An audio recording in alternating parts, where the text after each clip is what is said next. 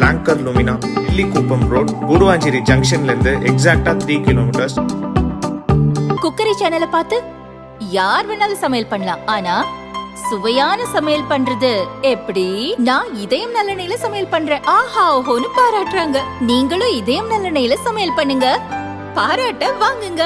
தினம் தோறும் வாங்குவே இதயம் இதயம். சேலத்தில் வெள்ளம் பாதித்த பகுதிகளை எதிர்க்கட்சி தலைவர் பழனிசாமி ஆய்வு செய்தார். கடந்த நாட்களாக தமிழகம் முழுவதும் பரவலான மழை பெய்கின்றது. குறிப்பாக விழுப்புரம் மாவட்டம், கடலூர் மாவட்டம், கள்ளக்குறிச்சி மாவட்டம், திருவண்ணாமலை மாவட்டம், கிருஷ்ணகிரி மாவட்டம், இந்த மாவட்டம்லாம் கடுமையாக பாதிச்சிருக்குது கனமழையால். மற்ற பகுதியிலையும் மழை பொழிஞ்சிருக்குது. சேலம் மாவட்டத்தில் மழை பொழிஞ்சிருக்குது, டெல்டா மாவட்டத்தில் மழை பொழிஞ்சிருக்கின்றது.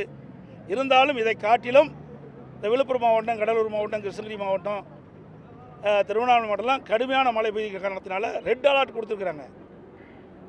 இந்திய வானிலை மையம் ரெட் அலர்ட் கொடுத்த உடனே இந்த அரசு முன்னெச்சரிக்கை நடவடிக்கை எடுக்கப்பட்டிருந்தால் இந்த பாதிப்பிலிருந்து மக்களை மீட்டிருக்கலாம், பாதிப்பு குறைச்சிருக்கலாம். ஆனால் இந்த அரசு சரியான முன்னெச்சரிக்கை நடவடிக்கை எடுக்காத காரணத்தில் இந்த ரெட் அலர்ட் வானிலை மையம் அறிவித்து கூட இந்த அரசு உரிய நேரத்தில் நடவடிக்கை எடுக்காத காரணத்தில் கனமழையால் மக்கள் அங்கங்கே பாதிப்புக்கு உள்ளாகியிருக்கிறாங்க. அது மட்டும் இல்லை, நேற்றைக்கு முன்தினம் நினைக்கின்றேன், சாத்தூர் டேமில் திடீரென்று இரவு 2 மணிக்கு 1,68,000 கனஅடி தண்ணீரை தென்பெண்ணை ஆற்றில் திறந்து விட்டாங்க. எந்தவித முன்னறிவிப்பும் கிடையாது. தொலைக்காட்சி கொடுக்கல, பத்திரிகை கொடுக்கல, பொதுமக்களுக்கு அறிவிப்பு கொடுக்கல. அந்த தென்பெண்ணை ஆற்று ஓரத்தில் இருக்கின்ற அந்த மக்களுக்கு எவ்வித ஒரு முன்னறிவிப்பு கொடுக்காம திடீரென்று சாத்தூர் அணையிலிருந்து 1,68,000 கனஅடி தென்பெண்ணை ஆற்றில் தண்ணீர் திறந்து விட்ட காரணத்தினால தென்பெண்ணை ஆற்றின் ஓரம் பகுதியில் இருக்கின்ற நூற்றுக்கணக்கான கிராமங்கள் அந்த குடியிருப்புகளை தண்ணீர் புகுந்து மக்கள் மிகுந்த சிரமத்துக்குள்ளாகிறாங்க.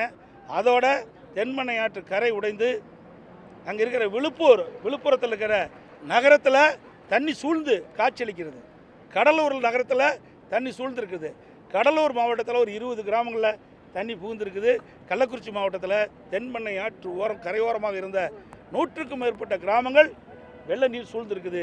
இதையெல்லாம் முன்னெச்சரிக்கை நடவடிக்கை எடுக்காத ஒரு திறமையற்ற முதலமைச்சர் தமிழகத்தை ஆண்டு கொண்டிருக்கிற காரணத்தில் இவ்வளவு இந்த மழையால் மக்கள் இவ்வளவு பாதிப்பு உள்ளாயிருக்கிறாங்க. இன்றைக்கு அணையிலிருந்து தண்ணீர் திறந்து விடுகின்ற பொழுது எச்சரிக்கை கொடுக்க வேண்டும் மக்களுக்கு. அப்போ தான் மக்கள் பாதுகாப்பான இடத்திற்கு அவர் செல்ல முடியும். அவர் உடைமைகள்லாம் பாதுகாப்பாக எடுத்து செல்ல முடியும். அவை எந்தவித பாதுகாப்பும் இல்லாமல், எந்த ஒரு முன்னறிப்பும் இல்லாமல் திடீரென்று சாத்தனூர் அணையிலிருந்து 1,68,000 கனஅடி நேற்றைக்கு முன்தினம் இரவு 2 மணி அளவிலே தண்ணீர் திறந்து விட்ட காரணத்தினால அந்த தென்பெண்ணை ஆற்றின் கரையோர பகுதியில் இருக்கிற மக்கள், விழுப்புரம் நகர மக்கள், கடலூர் நகர மக்கள் கடுமையாக இந்த வெள்ளத்தால் பாதிக்கப்பட்டிருக்கிறாங்க. இது கடும் கண்டனத்துக்குரியது. இந்த அரசுடைய அலட்சியத்தால் இன்றைக்கு இந்த தென்பெண்ணை ஆற்று கரையோர இருக்கின்ற மக்கள்லாம் கடுமையாக பாதிக்கப்பட்டிருக்கிறாங்க. இதை போர்க்கால அடிப்படையில் இந்த அரசு துரிதமாக செயல்பட்டு அந்த வெள்ள நீர் வடிவதற்குண்டான நடவடிக்கை மேற்கொள்ளப்பட வேண்டும். அதாவது ஒவ்வொரு முறையும் புயல் வருகின்ற பொழுது ஆளுகின்ற கட்சியினுடைய அரசாங்கம் புயலுக்கு தேவையான நிவாரணத் தொகையை மத்திய அரசிடம் கோருவது வழக்கம். அந்த அடிப்படையில் இந்த அரசும் இன்றைக்கு பெஞ்சல் புயலால் கனமழையின் காரணமாக பல்வேறு மாவட்டங்கள்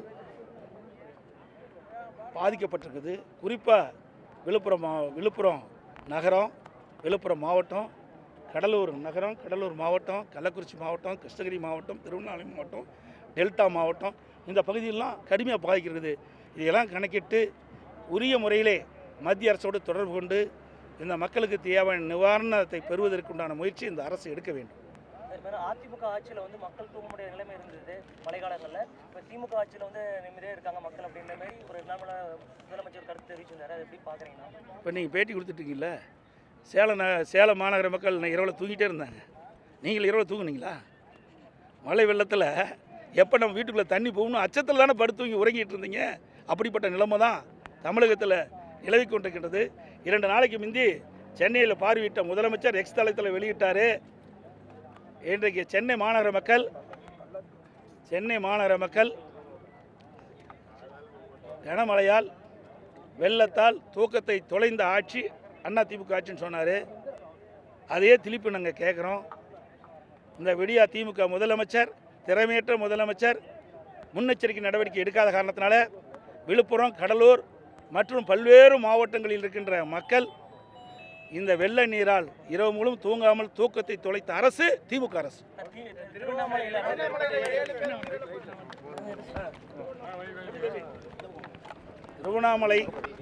திருவண்ணாமலையில் இருக்கிற மலையில் அதை ஓர பகுதியில் குடியிருந்து வசித்து வந்திருக்கிறாங்க. அதில் 7 பேர் அங்கே மலையில் இருக்கின்ற மண் சரிவால் இந்த பாறையில் உருண்டு வந்து அவர் வீட்டு மேல், கூரை மேல் அந்த பாறை விழுந்து அவர்களை நசுக்கி அதோடு மண் சரிவும் ஏற்பட்டு அந்த மண் சரிவால், பாறையால் பாதிக்கப்பட்டு 7 பேர் இறந்திருக்கின்றார்கள். உண்மையிலே வருத்தம் அளிக்கின்றது.